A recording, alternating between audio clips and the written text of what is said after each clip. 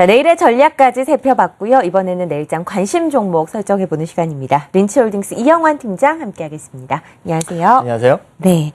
자, 대한항공이 분할 이후에 좀 좋은 주가 흐름을 이어나가고 있습니다. 네. 한진칼도 마찬가지고요. 우리 일본 원전 사태로 인해서 여행객이 감소하고 있다. 그런 실적 감소 영향가 어느 정도 일단락됐다라고 볼 수 있나요?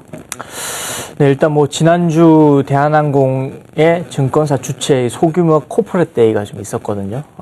보통 이 작은 IR이라고 생각을 좀 하시면 되고요. 보통 일본, 중국 등을 포함한 이 아시아 지역 노선을 이 단거리 노선이라고 합니다. 일본 방사능 문제로 인해서 이 단거리 노선의 매출 감소가 좀 줄어든 게 사실이고요. 일본 노선에 대한 비중이 크다 보니 이 일본 여행 수요 감소는 실적에 타격을 줄 수밖에 없는 게 현실입니다. 하지만 일본 수요가 감소하는 대신 기타 이 중국 등 여타 아시아 지역의 수요는 늘어나고 있기 때문에 거꾸로 한국을 들어오는 중국인들의 여행 수요도 늘어나는 추세입니다. 질문하신 것에 대한 답변부터 하자면 이 단거리 노선 상황은 이 최악의 악화 국면을 지나서 어느 정도 만회되고 있는 수준이라 보시면 되겠습니다. 네, 최악의 국면은 지나가고 있지만 일단 올해 매출이 전년 대비 감소할 것이라는 의견은 많은데요. 시장 네. 부분에 대해서는 어떻게 보시나요? 사실 이 항공업은 과거에도 이 사스나 신종플루 같은 그렇죠. 질병들 때문에 타격을 입은 적이 있죠. 이런 단기 이슈를 겪으면서 매출이 감소한 바는 있지만 그 다음 해에 바로 회복하는 모습을 보여줬었습니다. 올해에도 매출이 전년 대비 감소하는 이 케이스 중에 하나라고 볼 때 내년에는 바로 회복할 수 있을 것으로 판단을 하고 있고요. 매출 구성이 좀 다양해지고 있다는 점도 좀 주목해 볼 필요가 있겠습니다. 예전과 대비해서 해외 지역에서의 매출이 좀 늘고 있고 이 한승객 매출도 늘고 있다는 점입니다. 특히 이 중국발 미국행 환승 수요가 빠르게 늘어나고 있는데 중국발 미국행 환승 수요가 뭐냐면 중국에서 출발해서 한국을 거쳐서 다시 미국으로 가는 이 환승 수요를 말합니다. 미국으로 들어가는 중국발 여행객이 아직 16%에 불과하기 때문에 향후 더 늘어날 수 있다는 이 성장성에 대한 기대를 할 수가 있습니다. 또 이 대한항공이 중국 시장에서 우위를 점할 수 있는 것이 바로 이 강력한 네트워크입니다. 이 네트워크라는 것은 인천, 베이징, 상하이에서 직항으로 갈 수 있는 미국의 도시는 크게 14개 정도가 있는데 그 중에서 대한항공은 인천에서 11개 도시를 커버하고 있기 때문에 환승 수요가 늘어날 수가 있고요. 반면에 베이징에서 바로 가는 곳이 7개, 상하이에서 바로 가는 것이 6개 도시만 커버하고 있기 때문에 이 대한항공의 이 큰 네트워크가 약 2배가량 이점이 있다고 보시면 되겠습니다. 네, 성장성에 대한 이야기 그리고 실적 회복에 대한 기대까지 이야기를 나눠봤고요. 일본 여행객이 줄어든 만큼 중국 승객이 좀 늘어나고 있다는 점 분명히 장점일 것 같은데 가장 수요가 높았던 그래도 일본 승객 어떤 흐름을 나타내고 있는지 이 부분 좀 짚어보도록 하죠. 네, 대한항공도 이 일본 승객이 줄어드는 것에 대한 대비를 좀 어느 정도 하고 있습니다. 일본 노선의 부진이 이 대한항공이 3개분기 연속 적자를 낸 이 가장 확실한 이유라고 보시면 되는데 우선 독도 분쟁도 있었고요. 반환 감정부터 시작해서 그리고 더불어서 엔화 가치가 최근에 많이 급락을 했지 않았습니까? 그게 급락하면서 일본인 입장에서도 비싼 환율을 지불하고 한국을 여행할 이유가 없어졌다라는 이런 관점도 좀 존재를 했었고요. 이런 부분들이 일본 노선 수송객 감소로 좀 이어졌고 한국에서 일본으로 들어가는 승객 수도 사실 방사능 사태 이후 크게 감소한 부분을 좀 확인할 수가 있습니다. 이러한 손실폭은 최근에 들어서는 많이 줄어들었습니다. 이게 왜냐면 우선 항공기 공급을 많이 줄임으로 인해서 손실률을 좀 낮췄었고요. 이 공급을 줄이는 것 외에 일본 노선에서 환승객을 늘리면서 수요를 늘리고 있습니다. 일본 노선에서 환승객 비중은 약 28%까지 올라갔는데 대부분 일본에서 출발을 해서 한국을 거쳐서 유럽이나 미국 노선을 여행하는 일본인 승객입니다. 물론 환승객은 단가가 좀 쌉니다.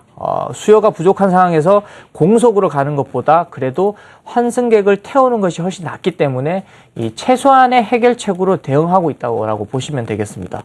일본 노선은 분명 바닥을 지나서 이 회복하는 국면으로 판단할 수 있기 때문에 감소한 매출은 내년에 다시 회복하는 큰 그림을 그려볼 시점이다라고 생각이 됩니다. 네. 일본 승객 감소에 대해서 이야기를 나눠봤습니다. 다시 회복하는 수요에 대한 큰 그림을 그려본다라고 말씀하셨고요.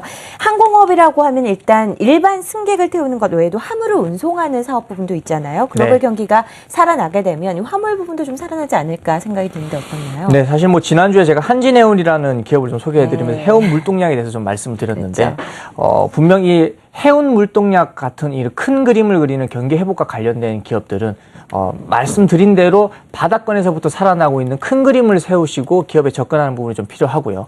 7월달, 8월달 이 글로벌 경기 개선과 함께 해운 물동량이 늘어나고 있는 추세이기 때문에 지난주에 한진해운을 좀 소개시켜드린 부분이 있고요. 이게 개선되면서 항공 물동량도 좋아질 것이라는 이야기가 있습니다. 아직 항공 물동량 증가에 대한 조짐이 크게 보여지고 있지는 않은데요. 보통 항공 물동량은 해운 물동량하고 달리 이 고가의 제품을 수출할 때 이용됩니다.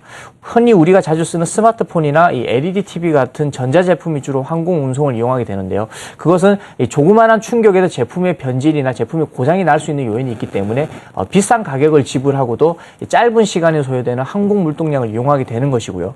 이 과거 TV나 스마트폰 수출에 대한 수요 촉발이 사실 항공 화물 수요가 큰 폭으로 증가한 이 요인이 되었지만 최근에는 좀 그렇지 못하고 있는 것이 이 항공 물동량 증가폭이 적은 요인이 되겠습니다. 최근 들어서는 중국 항공사들이 값싼 가격으로 공급량을 좀 늘리고 있는 부분도 있고요. 또한 선제적으로 해결되어야 이 항공 화물 수요가 늘어날 수 있는 이 선수단이 될 것으로 좀 기대를 하고 있습니다. 네. 항공사의 이익과 직결되는 이 외부 변수 같은 경우에는 유가, 우리가 또 흔히 말하는 환율 같은 것 빼놓을 수가 없습니다. 최근에 유가와 환율로 인해서 기업의 가치가 어떻게 변동을 보였는지도 궁금한데요. 네, 사실 뭐 오늘 이 대한항공을 업황이 돌아서고 있는 기업 중에 하나로 소개시켜드리는 가장 큰 이유가 바로 이 유가와 환율이라고 좀 보시면 되겠습니다. 대부분의 이 원료가 항공사 같은 경우는 리스비를 제외하고 유가에서 발생하다라고 생각하시면 되는데, 이 항공사가 쓰는 기름은 이 제트유라는 기름을 따로 쓰게 되는데요. 최근에는 배럴당 120달러 부근에서 머물고 있는데 이것이 이제 배럴당 1달러만 하락해도 연간 3,200만 불의 연료비가 절약이 됩니다. 시리아 문제가 최근에 불거졌다가 다시 마무리가 되고 있는 단계죠. 그리고 이란 문제도 미국 대통령과 극적인 화해를 좀 하고 있는 단계고요. 이런 부분에 중동의 문제가 해결되고 있다면 이 국제 유가가 안정되는 과정에 접어들었다고 보시면 될 수 있는데요. 이로 인해서 유가 하락으로 인한 이 연료비 절약 효과는 늘어날 것으로 판단을 하고 있습니다. 환율은 두 번째 이 두 부분에 의해서 좀 봐야 하는데요. 이 첫 번째 볼 부분이 영업적인 측면에서 보면 연간 이 20억 불의 달러가 좀 부족한 부분이 있는데 대부분 유류비라고 좀 보시면 됩니다. 원화가 강세로 움직이는 만큼 수입하는 유류비가 절감된다고 보시면 됩니다. 두 번째는 이 영업 외 측면에서 부채가 축소되는 효과가 좀 있습니다. 아시다시피 대한항공은 대부분의 이 항공기를 이 리스를 통해서 하고 있는데요. 리스를 하는 과정에서 이 달러 수요가 촉발하게 되죠. 그래서 현재 75억 불 정도의 외화 순 부채를 가지고 있는데 이 원화 강세로 갈수록 부채가 줄어드는 효과가 좀 나타나겠죠. 그러므로 인해서 고스란히 자본이 늘어나는 효과를 볼 수가 있습니다.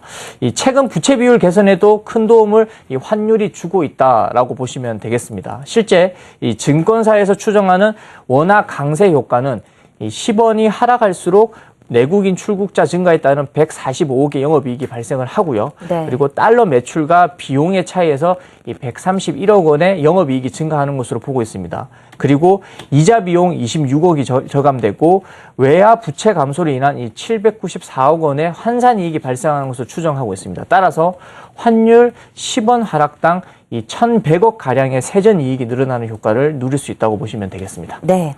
분할 재상장 이후의 주가 흐름이 중요합니다. 대한항공이 올 초부터 계속 지지부진한 흐름을 이어가다가 분할 이후에 주가가 좀 급등하는 경향이 나타냈고요.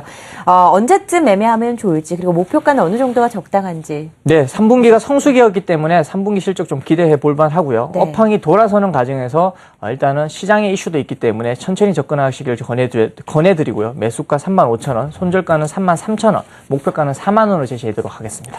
항공업 전체를 다 다룬 것 같은 그런 느낌이 드네요. 업황과 그리고 대한항공의 여러 가지 투자 포인트까지 짚어봤습니다. 린츠홀딩스 이영환 팀장이었습니다. 고맙습니다. 감사합니다.